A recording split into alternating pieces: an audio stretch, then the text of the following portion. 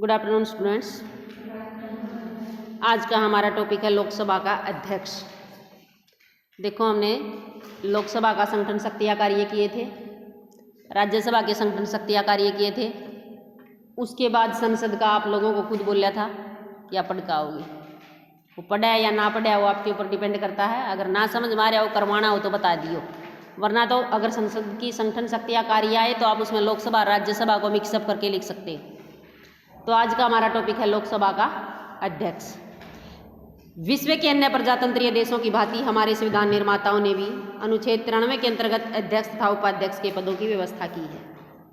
अध्यक्ष लोकसभा की अध्यक्षता करता है तथा उसकी अनुपस्थिति में यह कार्य उपाध्यक्ष को करना पड़ता है। लोकसभा के अध्यक्ष की नियुक्ति, शक्तियाँ और स्थिति का विस्तार पूर्वक वर्णन इस प्रकार है। इसका निर्वाचन कैसे होता है? जैसे ही हम इलेक्शन खत्म होते हैं हमारे लोकसभा के, उसकी प्रथम बैठक में ही, प्रथम अधिवेशन में ही सबसे पहला अपना कार्य क्या होता है कि वे सदस्य अपने में से ही, जो 545 सीट है, अधिकतम 552 हो सकती हैं, वो अपने 545 में से सबसे पहला कार्य उनका क्या होता है? अपना एक अध्यक्ष और एक उपाध्यक्ष का निर्वाचन करते हैं। समझ गए ना? इसको हम डायरेक्ट नहीं चुनते, जनता के द्वारा इलेक्टेड नहीं होता।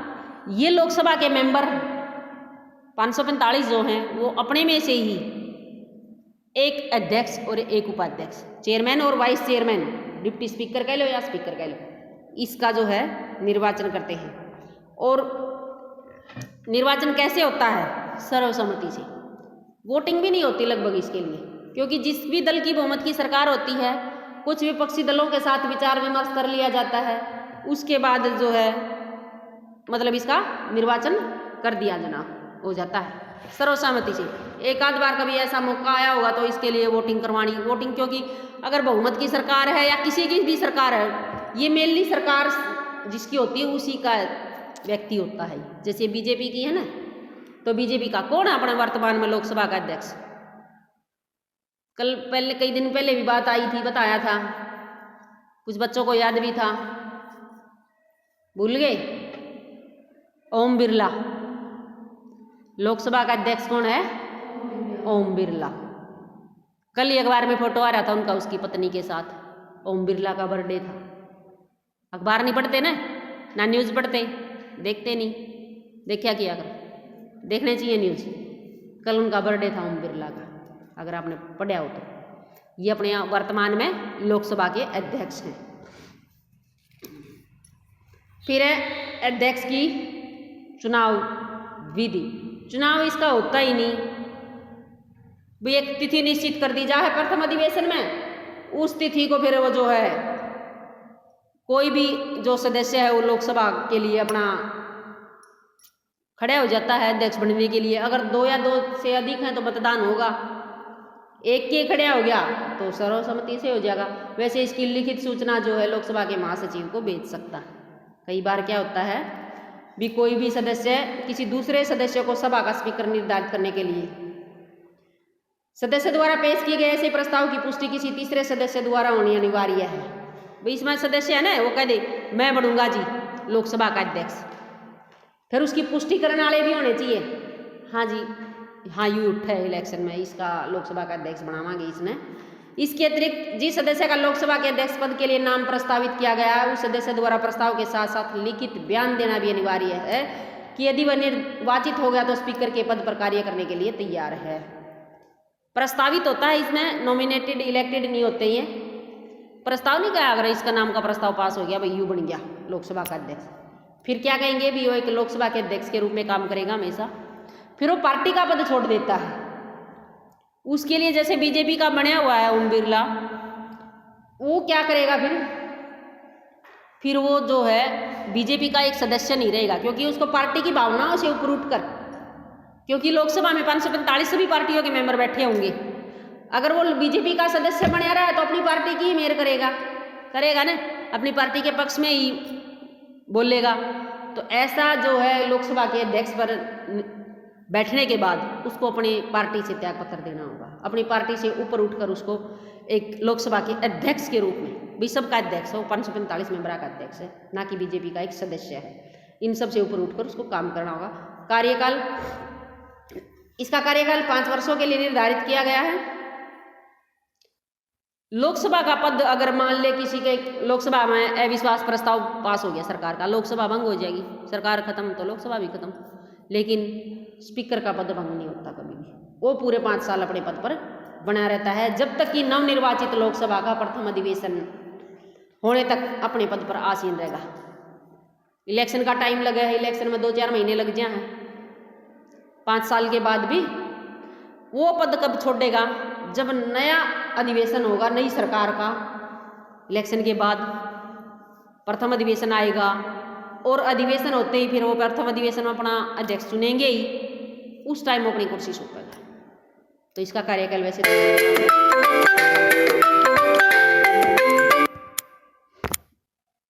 तो इस अवधि के समाप्त होने से पहले कई कारण हो सकते हैं छुटवाया जा सके वो पद। कब? यदि अध्यक्ष लोकसभा का सदस्य न रहे तो वो अपना पद त्यागना पड़ेगा। एमपी ही नहीं रहा, एक एमपी होना जरूरी है ना उसके लिए, लोकसभा का मेंबर होना जरूरी है, जब तो अध्यक्ष बनेगा।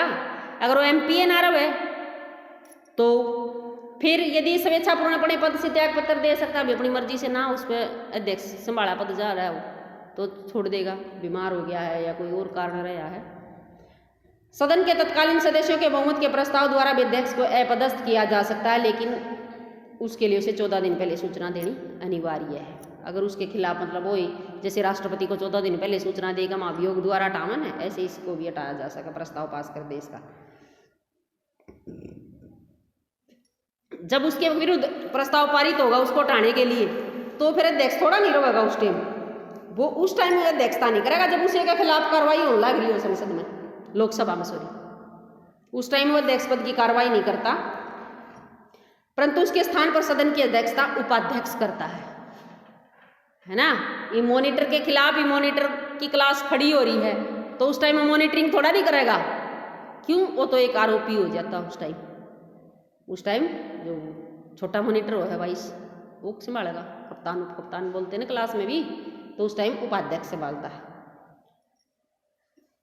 और अपनी जो उसके खिलाफ बहस हो रही है उस बहस में हिस्सा लेने का, उसके खिलाफ मतदान हो रहा है मतदान में हिस्सा लेने का अधिकार उसके पास होता है। वेतन और भत्ते उसके संसद को दिया गया है ये अधिकार। जो भी उसको वेतन और भत्ता मिलेगा उसको कौन पारित करता है? प्रस्ताव पारित वो वेतन भत्तों का संसद करती है। ये भारत की संचित निधि में से दिया जाता है, जिस पर संसद को मतदान करने का अधिकार नहीं है, भी घटाना है या बढ़ाना है, उसको निःशुल्क स्थान, निवास स्थान और अन्य भत्ते भी दिए जाते हैं। अब इसके कार्य और शक्तियाँ, वो तो था संगठन भी, कैसे नियुक्ति होती है, कितना कार्यकाल है, कितने वेतन भत्ते हैं, 3-4 हेडिंग बनेंगे, गणे नहीं बनते। तो सबसे पहले तो लोकसभा की बैठकों की अध्यक्षता करता है। जब लोकसभा का अध्यक्ष हो गया तो लोकसभा की बैठकों की अध्यक्षता तो वही करेगा ना। किसी भी सभा के कुशलतापूर्वक संचालन के लिए यह आवश्यक कि उस सभा का कोई अध्यक्ष हो तो उसकी संपूर्ण कार्यवाही नियमानुसार संचालित कर सके। मान लो मीटिंग हो रही है और मीटिंग का कोई हेड ही नहीं हो, भी जो एजेंडा पेश करेगा, भी हम क्यों बुला रहे हैं मीटिंग, क्या कारण रहा है, किस किन बातों पर डिस्कस होना है, कोई तो होता है ना ऐसे। तो ऐसे ही लोकसभा का अध्यक्ष भी लोकसभा की कार्रवाई को कुशलतापूर्वक चलाने के लिए जिम्मेदार होता है। लोकसभा के अध्यक्ष का मुख्य कार्य लोकसभा के अधिवेशनों की अध्यक्षता करना है। जो 2 अधिवेशन होते हैं ना साल में, उनकी अध्यक्षता करता है। कार्रवाई को नियमानुसार चलाना अध्यक्ष का मुख्य दायित्व होता है। इस उद्देश्य के लिए अध्यक्ष को महत्वपूर्ण शक्तियाँ भी प्रदान की गई हैं। यह दोनों सदनों के संयुक्त अधिवेशनों की भी अध्यक्षता करता है। कल बताया था ना, संयुक्त अधिवेशन इकट्ठे बिठाकर, मान लो एक साधारण विधेयक पर दोनों में बहस होने लग जाए तो इकट्ठा बिठाते हैं, तो उनकी अध्यक्षता फिर दोनों सदनों की ये लोकसभा का अध्यक्ष ही करता है। अगर किसी कारणवश लोकसभा अध्यक्ष पद का रिक्त हो जाता, खाली हो जाता, तो उपाध्यक्ष इसकी अध्यक्षता करता है।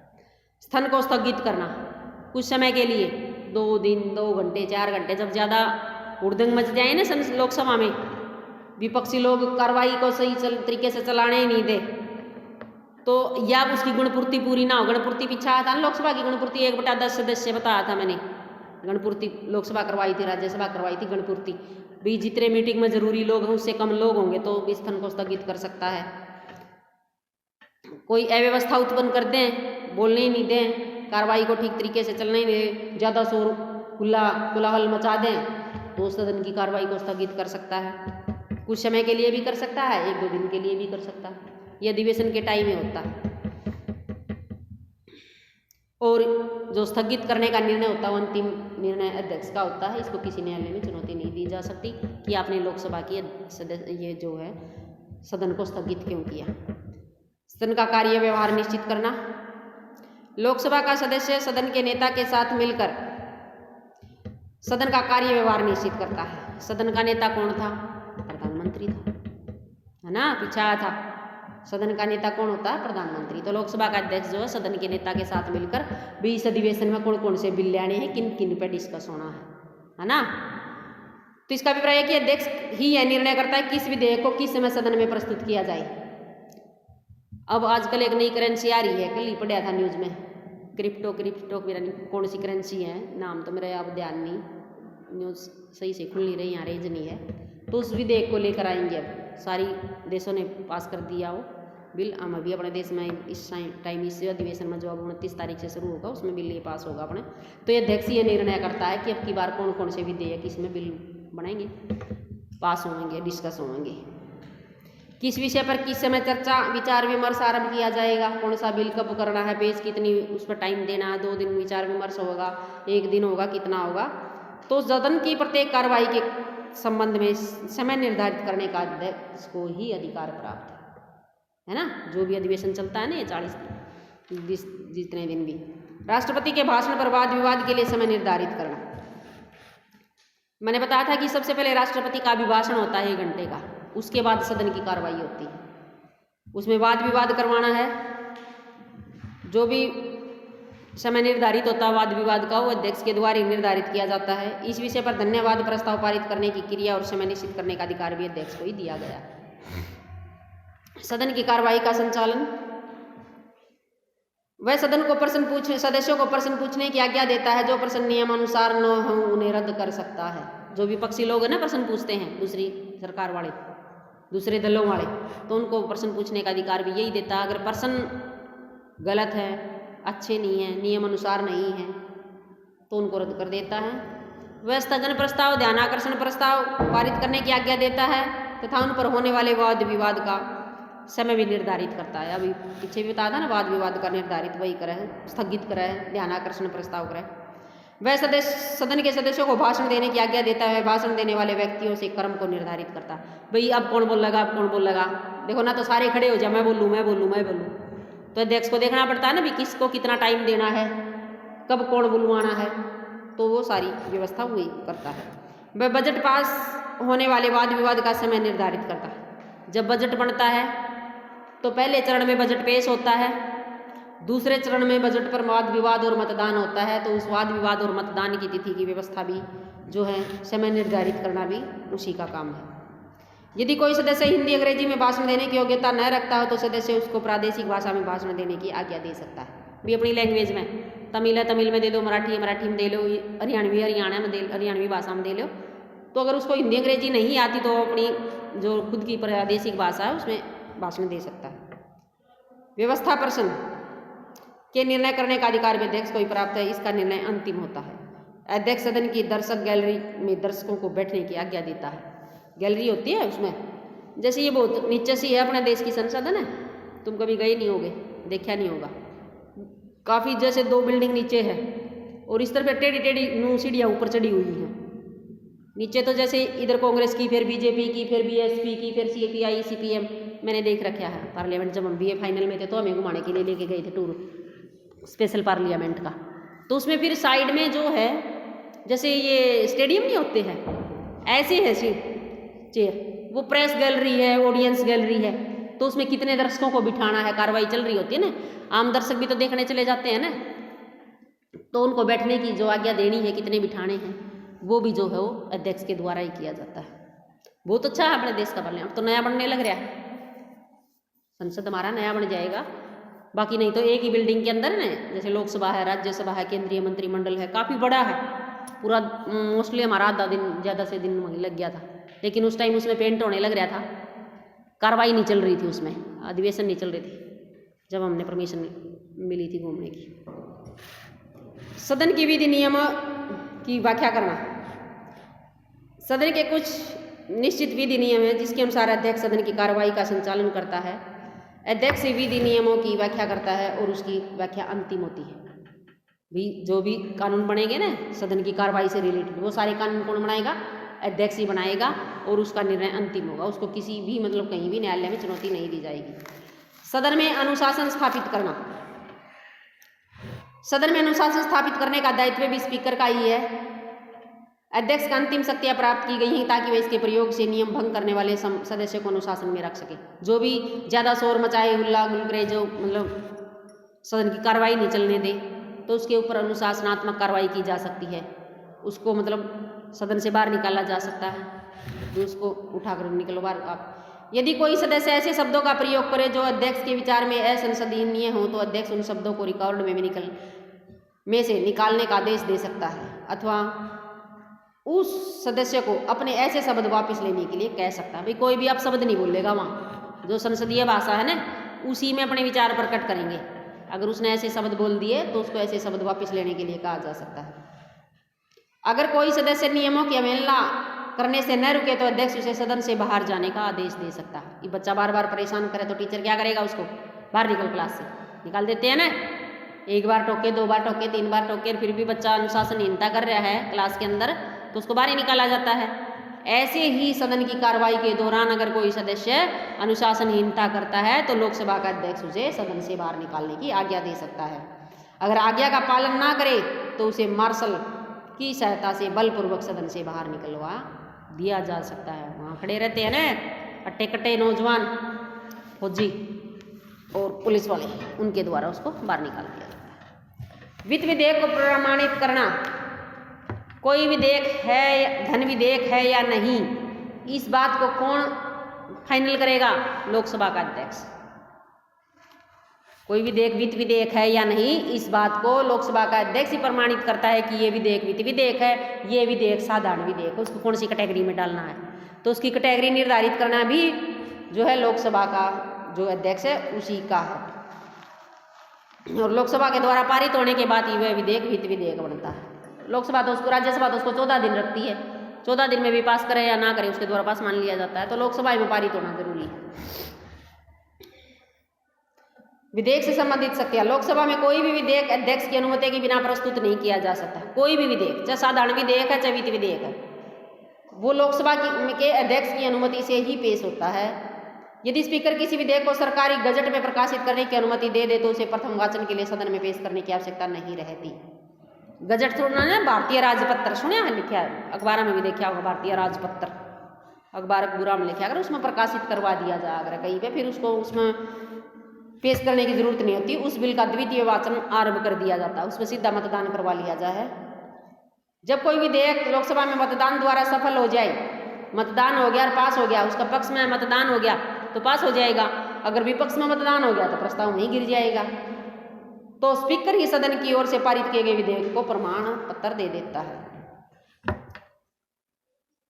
स्थगन प्रस्ताव को स्वीकार या अस्वीकार करना।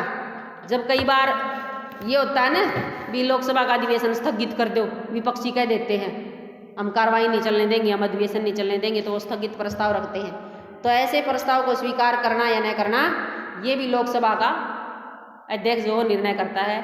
उस स्थगन प्रस्ताव पर विवाद करवाता है भी कितने तो स्थगित प्रस्ताव का पक्ष में बोलेंगे और कितने विपक्ष में बोलेंगे। अगर सभी स्थगित प्रस्ताव का पक्ष में है तो स्थगित हो जाएगा। अब जैसे कोई भी प्रस्ताव उसमें पेश कराएंगे तो विपक्षी तो उसको स्थगित करेंगे, भाई छोड़ो इस बिल को हम पास ही नहीं होने देंगे।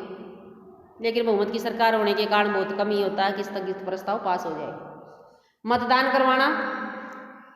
सदन में सबसे पहले बिल पेश होगा, फिर उस पर वाद विवाद होगा, डिबेट जिसको हम बोलते हैं, डिबेट करवाएंगे। कुछ उसका पक्ष में बोलेंगे, कुछ विपक्ष में बोलेंगे, फिर उस पर लास्ट में जाकर मतदान होगा, है ना। तो मतदान करवाने का अधिकार भी उसी के है। फिर उसकी घोषणा करेगा परिणाम की भी, कितने तो इसका पक्ष में पड़े और कितने विपक्ष में पड़े।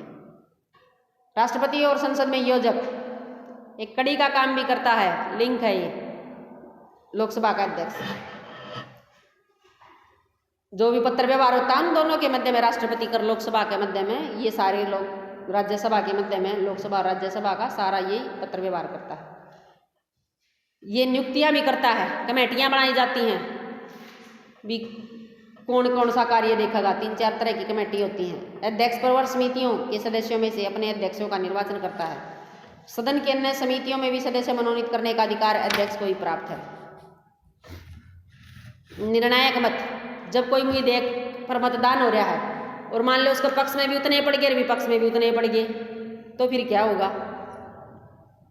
है ना। 15 उस साइड पड़ गए, मान लो 15 उस साइड पड़ गए, तो क्या करेगा, फिर ये निर्णायक मत का प्रयोग करेगा। ये जिस साइड पे डालेगा उसी साइड एक ज्यादा हो जाएगा तो निर्णायक हो जाएगा। पक्ष में डालेगा तो वो विधेयक पास हो जाएगा, और विपक्ष में डालेगा तो विधेयक गिर जाएगा। तो निर्णायक मत का प्रयोग करने का अधिकार भी जो है वो हमेशा अध्यक्ष के पास ही होता है। जब कब होता है, सिर्फ जब मतों की संख्या एक जैसी हो जाए। वैसे तो डालने का अधिकार ही नहीं, मतलब जब बराबर हो जाएंगे। जब दोनों सदनों के संयुक्त अधिवेशन की व्यवस्था, जब किसी विधेयक पर कोई गतिरोध उत्पन्न हो जाए तो लोकसभा और राज्यसभा को इकट्ठा बिठा दिया जाता है, और इनके संयुक्त अधिवेशन की व्यवस्था भी है जो लोकसभा के अध्यक्ष के द्वारा ही की जाती है। आप इतना ही करोगे, इससे ज़्यादा ये लेंथ ज़्यादा हो जाएगा, इतना बड़ा नहीं करने की जरूरत है। ठीक है, 15 पॉइंट बहुत है।